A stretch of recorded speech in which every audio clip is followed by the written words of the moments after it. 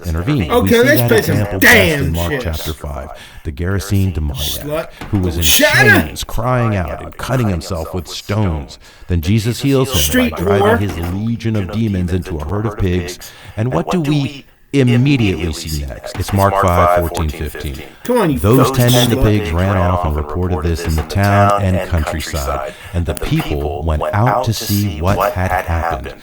When they came to God Jesus, fucking they saw damn a it. man who had been possessed by the legion of demons sitting there, dressed and in his right mind. I think some churches thankfully have Suck moved my past the motherfucking absurd slut. idea that mental health disorders are demon possession, because they know that's not a sustainable biblical truth God anymore. fucking We have damn good it. science and good brain studies to help us understand what mental health disorders are and about and Suck cause. my So they motherfucking have to dick. allow for the fact that just proclaiming Jesus is not going to heal somebody immediately like we see in the Bible. The church has to accept that people struggle with mental health Suck my disorders motherfucking throughout their Christian life and maybe never are healed or relieved from them outside of therapeutic and medicinal Suck my intervention. fucking And even then, the minute they stop with therapy or taking their Suck meds, my the situation fucking can return in dick. full or even get worse despite prayers, the laying of hands, the recitation of scripture, worship, Suck and my all of dick. that. Christianity, in part, thankfully has recognized that Suck Jesus my is the answer, motherfucking and the dick. answers need to be found in secular modalities like therapy Bitch, suck my and fucking meds. As dick. someone who has dealt with severe anxiety Suck my disorders and other fucking mental dick. health issues like delusional and intrusive thoughts, I am pleased to see that the church in general has progressed to the point of acknowledging and being aware of and supportive of people seeking help for mental health issues. This is a step in the right direction. What I'm calling Bitch, out you in this suck my video is motherfucking the obvious dick. incapability of the Bible and the Holy Spirit to actually do that Suck healing my work. I know fucking some people will claim they have healed them, but Bitch, you suck for my many, fucking they go dick. unhealed. And I return to the idea that if your body is a temple in which the Holy Spirit dwells, and you are praying to be a new creation, and you are supposed to have the mind of Christ, and you're supposed to be regenerated with a perfect Bitch, you love suck that my drives dick, out all bitch. fear. And if you fear, that means Oh my you're God, I not being fucked up. perfected in love, and there's now no condemnation in Christ. Why should we see any mental health issues within the church, within Christians? I'm also calling out the church and the Bible itself to start recognizing and accepting responsibility for exacerbating or causing someone's Bitch, you suck my dick, disorders. Okay, as we close this out real quick, some other Christian excuses as to why their God Bitch, and you the suck Holy my Spirit and their motherfucking Bible are dick. actually inept at relieving Christians of mental health disorders. It's all in God's timing, HG. God has his reasons. Bitch, you His ways suck are my higher. dick. You can't understand them. Or sometimes, sadly, it may even be demon Bitch, you suck possession, my and if motherfucking somebody refuses to be exorcised of those demons. And my favorite, well, they can be healed, HG. God provides therapists and medicines to help heal them. What a great God we serve. Bitch, you That's suck how my they're healed. dick. I mean, that's not how they're healed Bitch, suck my biblically, dick, but bitch. whatever. We never heard Bitch, you Jesus say to suck my someone, "And lo, I say motherfucking unto you, you shall seeketh mental health therapists and medications to Bitch, you deliver suck my thyself dick. of mental illness." So I'm raising these questions Bitch, and you suck challenges, my and they're not motherfucking new. dick. The reason I bring this up is because if you're struggling with mental health issues, and those issues are being exacerbated by the church through your cognitive dissonance, through your doubt or confusion, through the fear that the Bible is causing you to have, and what's contributing to your anxiety is the fact that you still have anxiety, even though you've cried out to Jesus more times than you can count. Bitch, you suck prayed the my scriptures for motherfucking healing. dick. You've sought counsel even within your Suck my church dick, to help, bitch. and nothing seems to be helping. It might be time to consider that your belief system and the Bible itself are contributing Bitch, you to suck my causing fucking or dick. exacerbating your anxiety and depression or other mental health conditions. Suck my This was fucking true of dick. me. I realize now, looking back, that I developed Bitch, you anxiety suck my disorders dick, out of my bitch. childhood sexual abuse, And bitch, you suck way my I was fucking introduced dick. to Christianity through the end times narrative. I got a King Sullivan the fuck out of me, you As a son of a Christian for bitch. 25 years, I would have never told you that I was somebody who was prone to anxiety and depression. Because for most of those 25 years, life was pretty wonderful. I was a very happy and energetic and effusive Christian. I was living my passion in terms of being a songwriter and a performer. Bitch, you suck my motherfucking was dick. out evangelizing to the world. I married a lovely Christian woman. I felt like I was in the center of God's will most of the time. Bitch, you suck Until my certain dick. life experiences re-triggered that old childhood anxiety, and the Bible confirmed and affirmed fucking that I damn had it. good reason to be afraid of what God was doing to me because of maybe unconfessed or even confessed habitual sin or some hidden disobedience in my fucking heart or Christ. in my mind, and that's why God afflicted me with a wasting disease, and I tell that story in all my other videos. My point is, I was not aware of fucking Christianity Christ. and the Bible with the right tricks that Jesus actually awaken fucking in me such Christ. severe anxiety and depression and fear, along with delusions and intrusive thoughts. I understand all that now, but I didn't then. Fucking And despite Christ. my prayers for deliverance, despite my begging and pleading with Jesus, half naked in the fetal position at 3 a.m. on my living room floor, Fucking Christ. night after night, things only got worse until I found the courage to eventually walk away. And that's when the real healing began. My mental health improved fucking after I let go of the toxic beliefs that were creating the worst and most Fucking severe Christ. religious trauma in me. So, if you're a Christian and you're struggling with your mental health and have been for some time, and you're seeking therapy, and you're on meds, and you're praying every day for relief, and for help, and for understanding, and for forgiveness, and for strength, and for the sound mind of Christ, and for Him to take away the spirit of fear, and to give you power to be more than a conqueror, and you're casting all your burdens and anxieties on Him through prayer, so that you can experience the peace that passes all understanding, but that still is eluding you, and maybe you've been through exorcisms and spiritual warfare sessions. Just maybe stop and consider that you're stuck and trapped in a loop. The mere fact that you may still be experiencing anxiety after going through all these Christian disciplines and rituals to relieve yourself of anxiety or whatever, it's actually adding to your anxiety. Why is God not immediately intervening? Why do I feel like these prayers aren't working? Why do I feel like God has abandoned me even though I know that He hasn't, and I keep repeating that He hasn't, and I keep rehearsing the scriptures that He hasn't, yet He is hidden from me? How ashamed and how guilty and confused I feel over all this, which is only making me more anxious, more depressed, more confused. Do you see the trap here? I know many of you are still caught up in that trap. You tell me in the God damn comments, it. and you email me, and sadly what I see is you keep returning to the source of anxiety or the source of God the trap fucking itself, damn it. thinking it will help. You keep searching the scriptures for answers, things you've been doing for years. You keep rehearsing the same prayers. You keep petitioning the same God for relief and for help and for understanding and for healing that doesn't seem to be coming.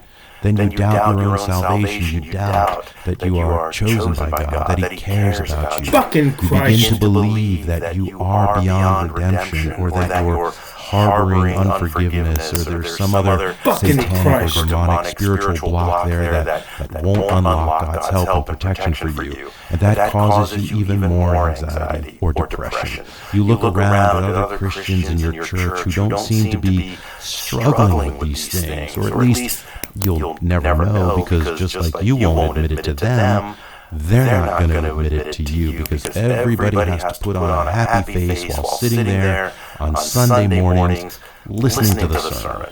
I see how often reported mental health issues are among Christians, because there's shame and guilt and fear associated with reporting them. I know I felt that way, and it wasn't until I stopped seeking Christian counseling and actually went to a secular counselor who finally gave me a different framework, a different lens through which to think about all this, and that was a big help along my deconversion journey. Now, the truth is, I still sometimes deal with anxiety. I still fight off depression, because I realize that these things manifested in me at such a young age when my brain was developing, And we know from the research around adverse childhood experiences that when brain development is impacted by a cortisol flood at a young age, well, unfortunately, that tends to carry on throughout your adult life and contributes to mental health disorders as you get older. Even sometimes physical illnesses can occur because of your adverse childhood experiences. There's a whole body of literature around that. If you want to learn more, you can start with Nadine Burke Harris's TED Talk around this, or just go to the CDC's webpage around adverse childhood experiences, where they catalog a lot of literature around this. You can also watch the movie Resilience to get a better understanding of this. I'll put links to all this stuff below. I think for me, once you realize that the Bible actually isn't true and that it doesn't have the power it claims to have in reality, and I know many will disagree with that and offer proof that it had power in their lives, which I don't deny, because even I experienced overcoming porn addiction through what I believed was the power of the Holy Spirit living in me. So I get it. But if that is your only source of healing from mental health disorders, and it's not working for you, I don't want you to get discouraged, and I don't want you to give up. But I want you to consider what I've said here, that there are reasons why it's not working, and it has nothing to do with the spiritual realm, but the cognitive and mental and psychological realm. That's what I help you guys try to understand, and when you actually embrace that and understand that can be the first step toward healing from religious trauma and mental health disorders. I hope this video is helpful for some of you. I'd love to hear your thoughts on this in the comments. My hope is that anyone suffering from religious trauma that's wrapped around anxiety and fear and shame and guilt and depression or delusions and intrusive thoughts would at least have some new perspective to consider. I appreciate you guys being here. I really do. Subscribe if you haven't. Guys, the algorithm hasn't been especially kind to me in May and June for reasons I don't know. I know YouTube mucks with the algorithm often, and likely it has sabotaged my channel a little bit because of the hard issues that I discussed, but you can help with that, and I am asking for your help with that. Watch my videos all the way through. Leave a like, a comment, share this with someone you know who is suffering so they don't feel so alone. These things will tell the YouTube algorithm to keep promoting and serving my content up to others who need to hear it. And real quick, the best way to support the channel financially, if you can and want to do that, is to pick up your copy of On Monsters and Phantoms on Amazon. It's my memoir about severe religious trauma and deconversion from Christianity. And leave a review. It's a raw and honest look into the diabolically harmful mind games that Christianity plays with us. Let me know via email that you bought it so I can thank you in a future video. I've got tons of reader reviews on monstersorphantoms.com if you want to see what you're getting yourself into. So until next time, let's continue to have our conversation together about religious trauma, to let those who suffer from it know that there is real hope, and to let those who dismiss it know that it's real. Suck my motherfucking dick. Suck my fucking dick. Suck my motherfucking dick. You suck my motherfucking dick.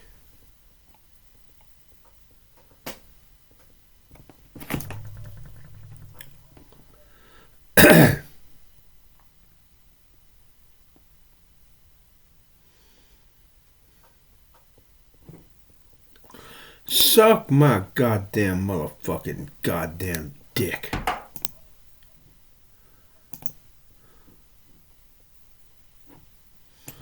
Suck my fucking dick. Suck my fucking dick. Everybody, thank you so much for joining us today, Wednesday, June 24th. I'm so glad you're here. Appreciate you being here. I always like to mention, if anyone is interested in sharing your story on the channel, please feel free to reach out to me. All the ways to connect with whatever you Suck my motherfucking dick. Connect and see if it's the right fit for you to share your story. Suck my dick, bitch. But we're all about hearing how people have escaped Christianity and other mythology-based worldviews and reclaim their lives and their identities. Now fuck up and over this so I can dick up that motherfucking... And today I'm going to introduce our guest. I'm so excited to be speaking today with Ruth Rack. Ruth, thanks so much for joining us today. I was so hoping you really appreciate it. And I'm going to start with a quick bio, and then we'll get started. She's cute. Is in Ohio. She's an Ohio-based content creator behind the handle Diary That's where she shares commentary on religion, culture, growth. She's on Instagram, TikTok, and Facebook. Again, the handle is Diary of Ruth Breck. That's last name is spelled R-E-C-K. Alongside her wife Bobby, she creates entertainment content and first-hand field trips to places like the Art Encounter, the Creation Museum, and megachurches. Wow, that's quite an endeavor. Ruth was raised in a non-religious home, but educated in Catholic schools. She was eventually baptized into the Greek Orthodox Church at age 38 while her husband was dying from complications from cancer following a stem cell transplant. Bitch, you suck my dick. Not long after his death, she began deconstructing her faith during a trip to Egypt. And she now bitch, you suck my dick, bitch. When she's not creating content, she's cooking, traveling, reading, and spending time with her wife and their Boston Terriers. So that's what I know about you so far. Ruth, tell us more about yourself, and then we'll get started. I have 3 Boston Terriers, and we're at bitch, suck my dick, bitch. I grew up with the breed, and I'm very, I'm a Boston Terrier devotee. They're my life. I love them. They're my children. But yeah, bitch, suck my dick. A lot of my life right now is just focused on content creation. Bitch, you suck my dick, bitch. Just trying to find some time for myself too. That's awesome. What got you started with content creation in the first place? Were you doing bitch, you suck my dick, non-religious content before, or was your bitch, you first suck major my endeavor? dick, bitch. So as a kid, I was always bitch, you writing suck my scripts dick, and bitch. directing my friends and we bitch, you didn't suck have all my the tools in the motherfucking 90s that we do now. So this has just always been my, being creative like this has always been second nature to me. But I was behind the chair. Now fuck up a number, son. Fuck out of me, and I'll dick of that motherfucking rip. I had to do a lot of content for that.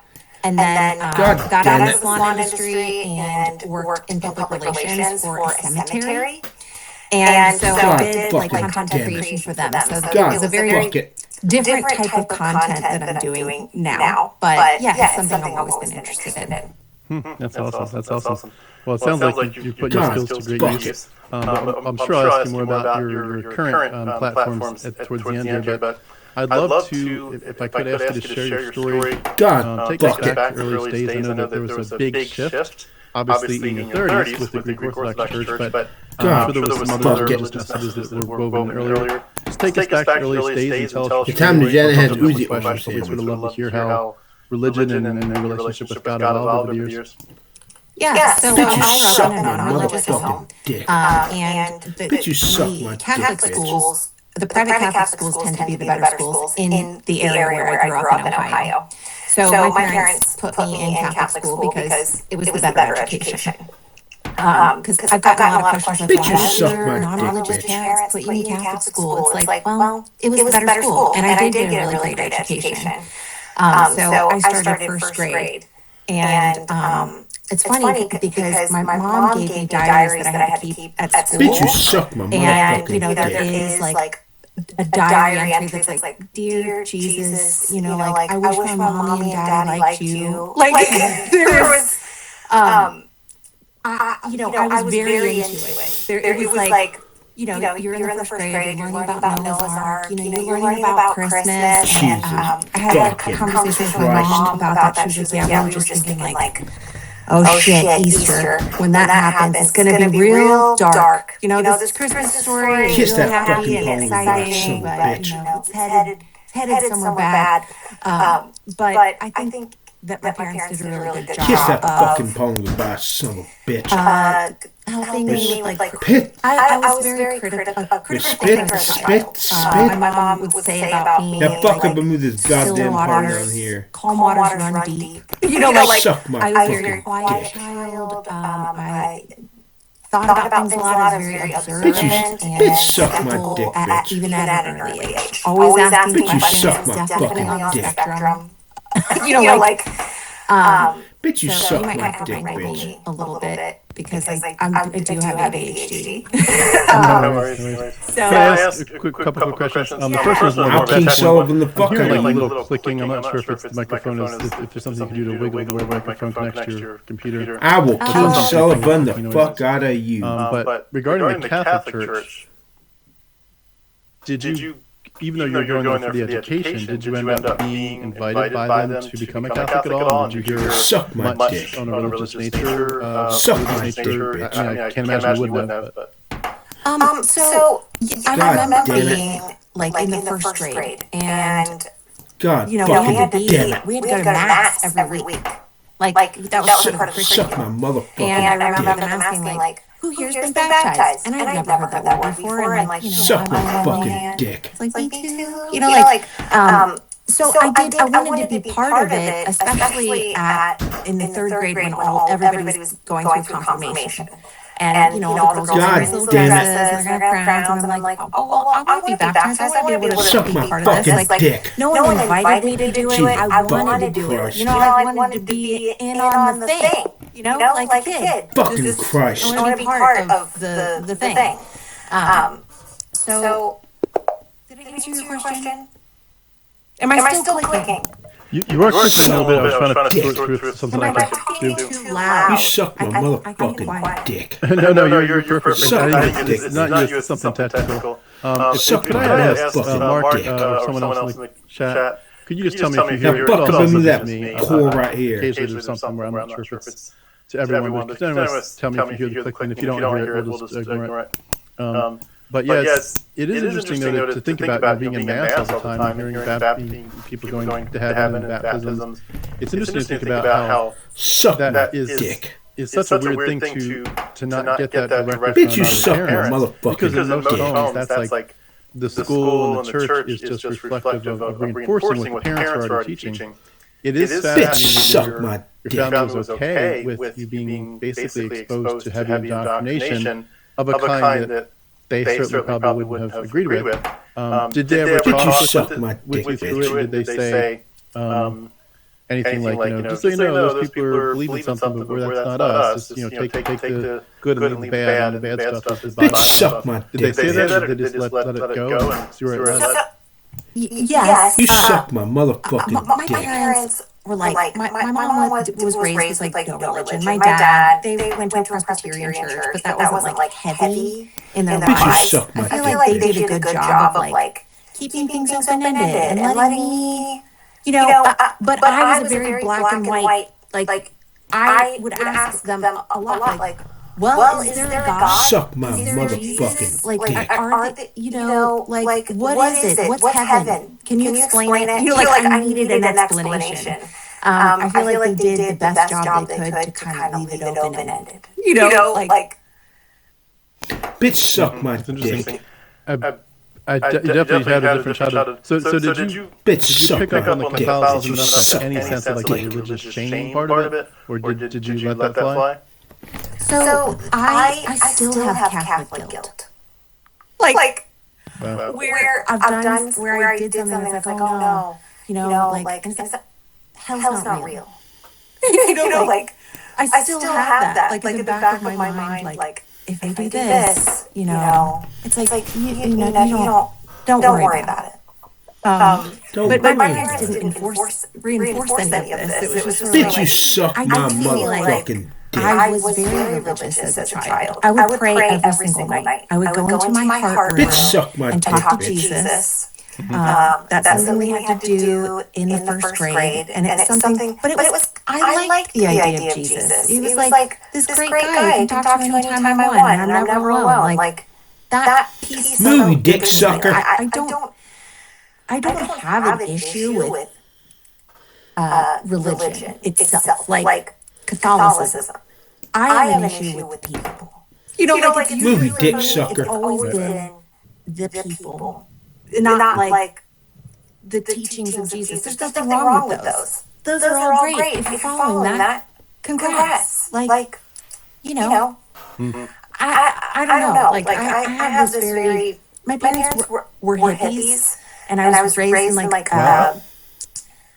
the world of couture bridal fashion. God damn it. My mom's like a famous designer in the bridal industry, so there was always like creativity and God art fucking and there was awe in other things. Their influence created awe in other ways.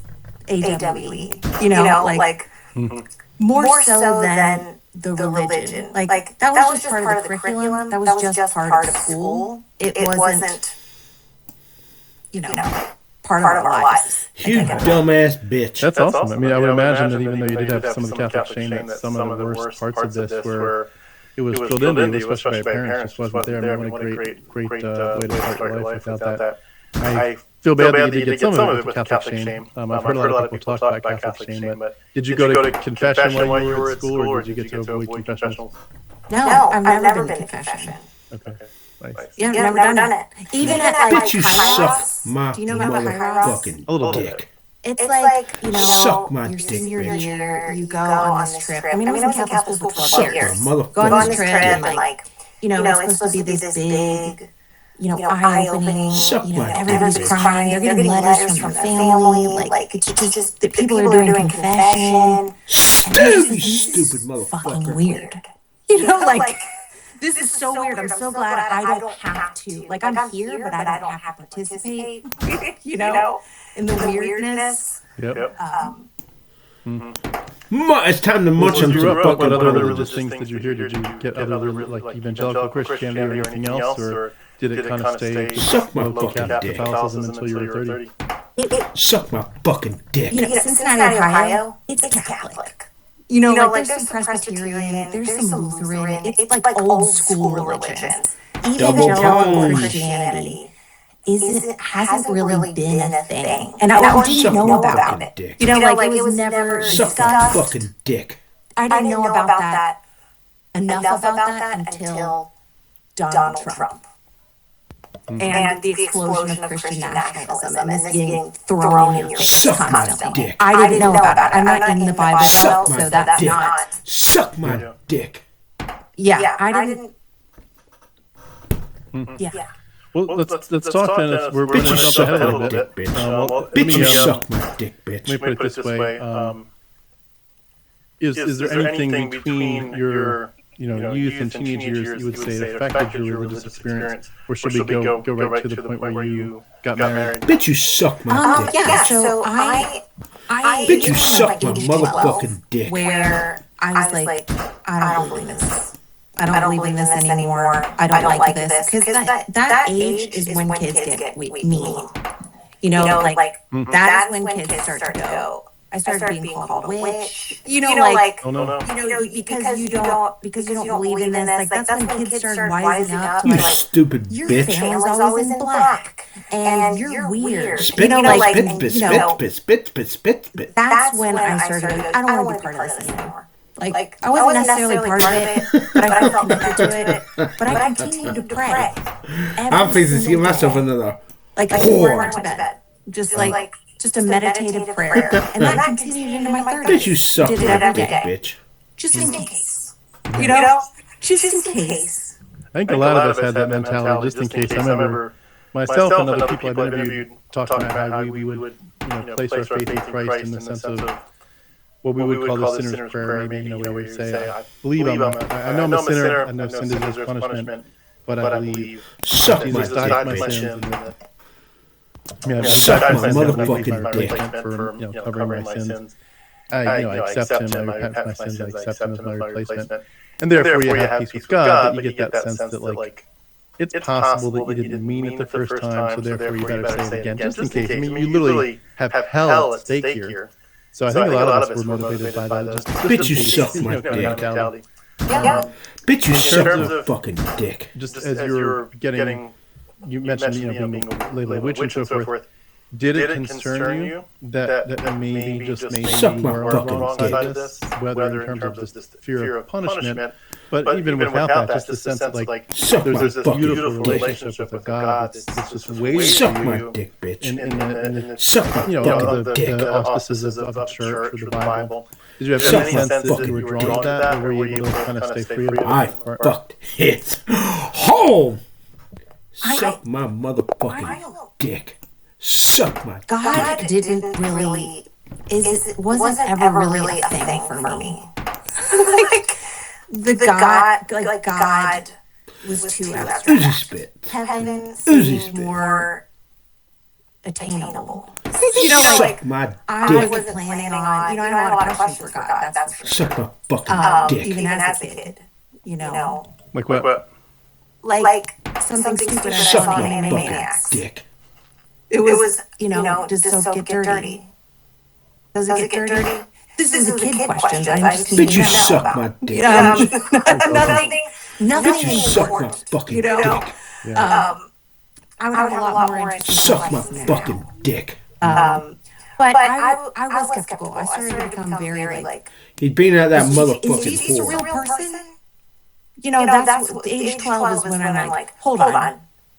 Fucking Is dumbass. all this real? This doesn't seem real. Jonah the whale, Suck Noah's my Ark, fucking like dick. all of the Old Testament stories. It's like, this isn't, that couldn't have happened, right? That didn't happen. And other people, what's interesting about Suck my to the dick. Creation Museum and the Ark Encounter. Creationism is something I know way too much about now. I wish I could unlearn this. Suck my dick. That's taking the Bible literally. Like those people are crazy. Suck my fucking Catholics. dick. To these old religions, to the Greek Orthodox. That's nuts. And I think a lot of Christians feel that way. Sorry, I told you, I'm gonna derail conversations. I'm gonna wrangle me in. Well, you're saying you're getting this prepared for when we talk more about your platform later, which is good, because you do some great work on your platform. Thank you. With your, God going damn back it. to your story a little bit, as you were getting towards marriageable age, did you have any sense of needing to find a husband who was a Christian or some kind of believer, or were you open to someone who was an agnostic or atheist at that point? Like, how did you see that? Because obviously this is a big piece of your story, is what happened there. Yeah. Religion could not be part of that relationship. I was already like, I didn't know the word agnostic when I was 12. Bitch, That's suck what it was. my Like, I don't believe in motherfucking God, dick. but I do think there's something else. Suck my fucking dick. And that continued. That was like 12. We're done with this. Suck my There's no fucking God. dick. I don't believe that. And then, but maybe there's something else. Leaving the door open. Still praying, but, to what? Well, like a deist perspective, almost like he's out there, maybe the Force from Star Wars or something. Yeah. Just something, just some being, some higher power. Right. But yeah, so religion. You is not stupid a part motherfucker. of- There wasn't anybody I dated that was religious. Gotcha. Stupid. Yeah, and fucker. so I mean, we can segue into meeting my husband. Yeah. Yeah. I was going to say, how'd you meet and how did your dating and courtship go? So we met on Plenty of Fish, and we didn't tell anyone how we met because that was the beginning of internet dating, like 2008. And so we didn't. We were like, we met at a bar in real life. Dumbass. That was our first meeting. It was like Stupid our favorite bar, motherfucker. and Stupid we were both fucker. alcoholics. We didn't know that Stupid at the time. fucker. So of course, meeting in a bar. Stupid fucking cunt. The majority of our relationship, we were heavy drinkers. So, I he just was gotta raised in the understand Greek something Orthodox fucking Church. He was an altar boy. Like he was so involved because Now fuck up. he was half Greek, like on his mother's side, and like they, like in Cincinnati, there are a lot Get of that fucking whore out of here. Greek-owned chili restaurants, and his family was one of them. That was very well known in Cincinnati. It's no longer Get that there. motherfucking whore out of here. So part of the Greek culture, like going to church is part of that. That's part of the culture. Like that's where you're gonna the cultural meals. I like my family. Stupid My dad died in the motherfucker. 1700s. I'm My fixing mom's that family ear. came You're in the right. 1800s. There's no culture. I'm I am fucking- just, Oh. all I of got that's one word fine. of But advice his, for you. Resign right now. Hapul came over. fucker. You can't play chess He with a still good had goddamn. so much of that culture. I just heard you, Greek Orthodox motherfucking Church rook. sort of built in. to that. But he had left. He had left the church. He had tripped on mushrooms, had some sort of epiphany, and he was like, I'm no longer going to be a part of this. And that's when we met. I have to ask, tongue-in-cheek, did you have a big fat Greek wedding? No. No, we did Damn do a toast with ouzo. God fucking damn it. Nice. That was a nod to that. The culture. I'll tell you, the Greek Orthodox Church and just that whole culture is so different, and it always baffled me that other Christians, Bet you blown at least from my experience, basically ignore that entire church and culture. Are you sandbagging? Let me put your black ass in sandbagging. They've been more influential. There's so many people in it. It literally, it's weird to say this, but I was a Christian my entire life. I went to Bible college, and I just never knew that kind of Christianity existed. Like if you said, hey, what do you think about Greek Orthodox Christians? I would say, I don't know what that is. I've never heard of it. And it's really weird to me that we're so segregated as Christians in many ways. We're just we're the right group. We know the truth, and any other religion is obviously irrelevant. But even the other Christians are irrelevant. We have the truth. The Mormons and the JWs and they're for sure cults. But even the Roman Catholics, the Greek Orthodox, they don't have the right interpretation of almost anything. Come on, you slant-eyed slut. And it's but these to them, they're probably thinking the same thing. Like those evangelicals are so new and have such weird ideas, and just ignore them. Everyone's ignoring each other or vilifying each other. Saying they're irrelevant or they're toxic and demonic. But it's quite a big it's a huge piece of the world, especially Europe, obviously. But the Greek Orthodox Church is huge. They've been around for so long, and the culture is really it's a big deal. It's just amazing that it's just. Most of us just ignored it. Did you get married in church? Or did you have to say anything like jump any hoops to get that done? No, but it was actually a They huge suck my problem with parents motherfucking dick. that I wasn't religious. Oh, I fucked up. So we were going to go elope. We were like, we're not going to deal with this because I remember calling my Suck dad my dick. and asking him, my husband's father dick. doesn't believe that I was raised with morals and values because I was not really raised in a religious home. What did you raise me to believe? And he was like, I fucked his hole. You resigned about 7 moves too. what the fuck is this problem? Oh, I want to hear her say, what are you talking about? What the fuck is this problem? What to be an asshole? It was like, I taught you not to be an asshole. What the fuck is this problem? What are you talking about?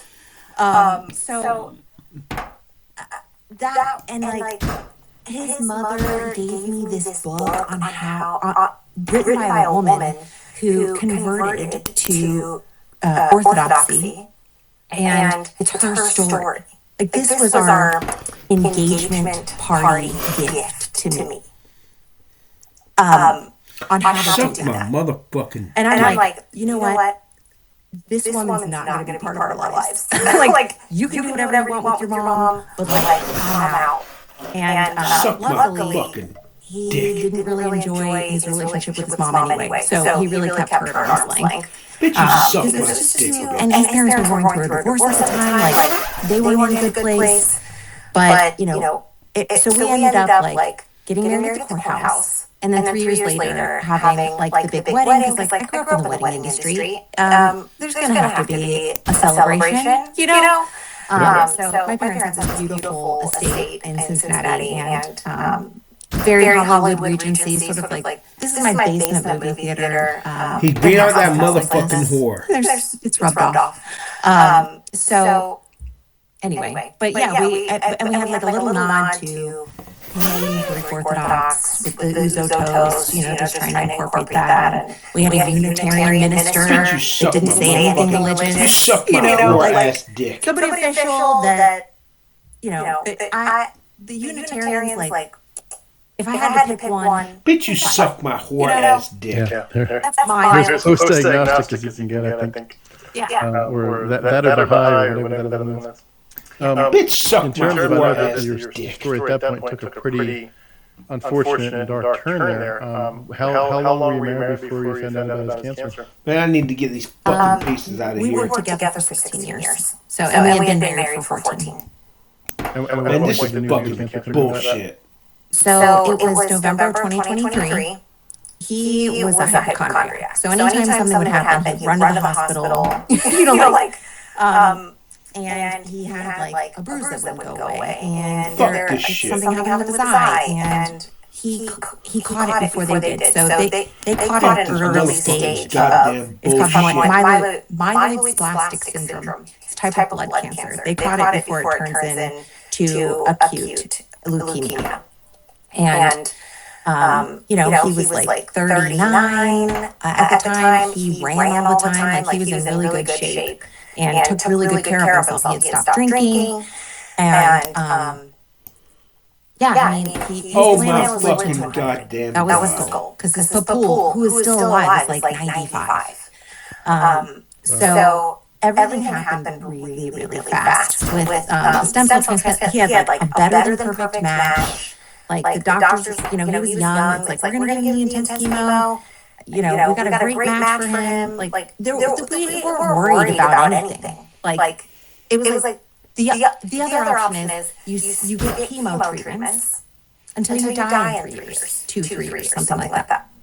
So we're going to choose the option where, okay, 70% of people maybe can't be in the sun and have itchy eyes. It's like, okay, we can deal with that over dead, and more time.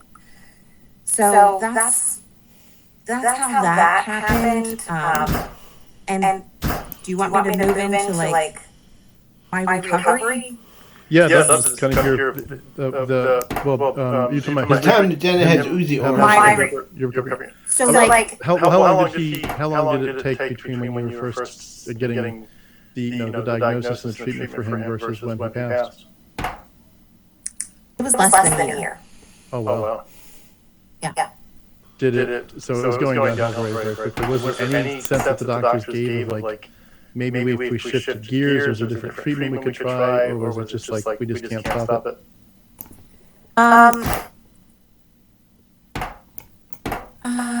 Okay. So it was going really well at first. They did the stem cell transplant. It was going really well. And they let him out of the hospital really early. And then he started having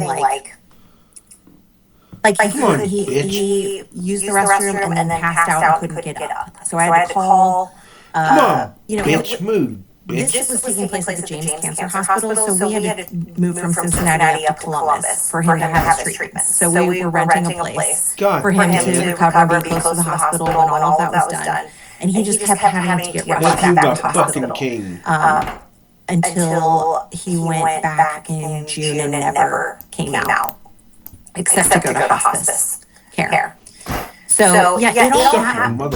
It was like they would try to lower certain medications, and it would get worse. The treatment took too well. Suck my fucking So dick. the stem cells ended up attacking his vital organs, and at no point could they have given him chemo again to get rid of all of those stem cells. God damn And it. start over because he was so weak. Because some people were like, well, we know people that had multiple stem cell transplants. It's like, yeah, because it didn't work. like that's why they got to do it again. This worked too well, and they just took over, and it was just like one thing after the next, and it was like he was having heart problems. He was on. I was so involved with his care. Being at the hospital every day, making sure I knew what his medications were, what the next treatment was, and it was like all of the medications stopped working all at the same time. It was like all at the same time. And so I think this is an important piece. So that happened in November. In February, I went into recovery because I knew I was going to have to be his caregiver. So I received help and treatment for alcohol use disorder, and I had to leave work.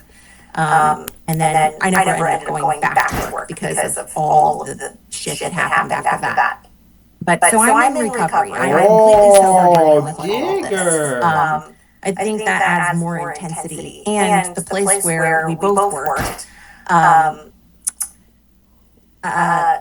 fixing to I don't fuck know your how much I can butt. say about this, but I was wrongfully terminated on FMLA leave, and they claimed that I resigned, so I wasn't able to receive unemployment.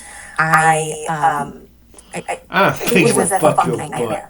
It was just insult to injury, and the HR department kept calling me and trying to like forcibly bring things up to Columbus to get. I'm like, I don't just get rid of my shit. I don't need it, and I don't want you up here. It was like such a horrific situation, and he's buried there where we used to.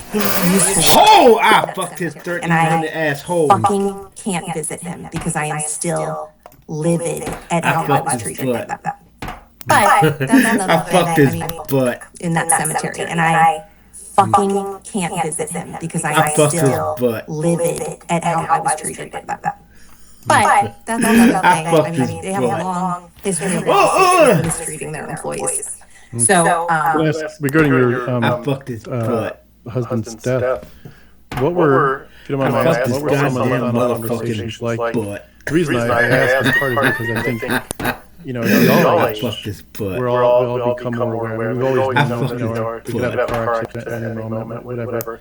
It's not like we're promised another day, but as you get older, I it's fucked this just more goddamn aware. Like, fucking it's butt. more likely that there's some kind of chronic disease is hiding, and we're all Now bring out some trying to do fucking our best best, you son know. of a And bitch. so I think a lot of us are becoming more and more aware. Their time is shorter than ever, and both, you know, literally shorter than ever, but also it's just metaphorically feels that way. And we're trying as atheists and to do our best. He's bringing out that fucking shine butt. while we can, but we're aware that there will be a day, whether it's, you know, sooner or later, there will be a day where we will face the same outcome.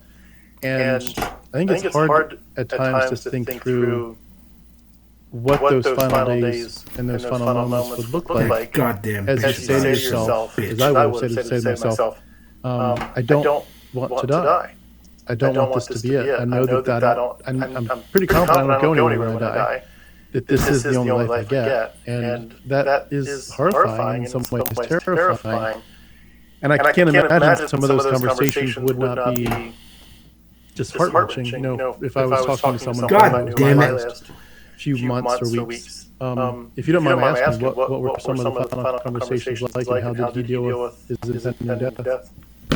So he became increasingly more religious while he was in the hospital. Like the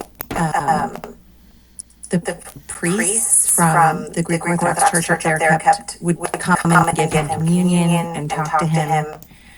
And he started wearing a cross, which I had a big problem with. I think he knew he was dying in July. He passed away in September. I think he knew that he was dig up some dying fucking poems. and was protecting me. Sorry, I am going to answer your question. I'm just God taking it back fucking slightly. damn it.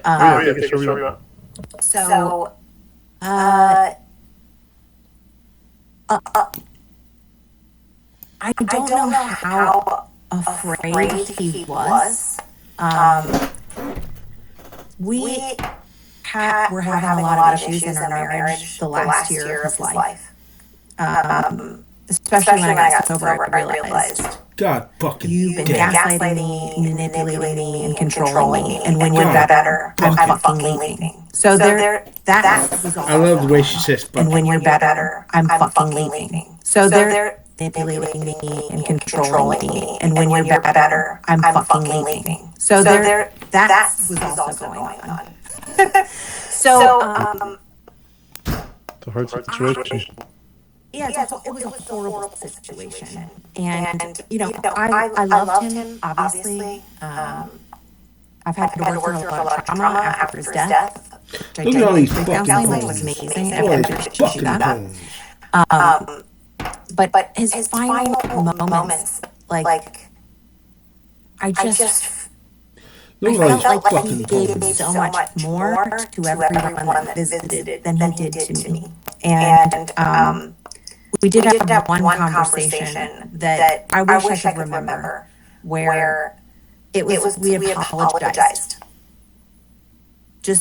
I kept trying to reminisce, like, what are the memories? What are some good memories we can talk about now, like while he's lucid? Because that last week, we didn't know he was dying until a week and a half before he did.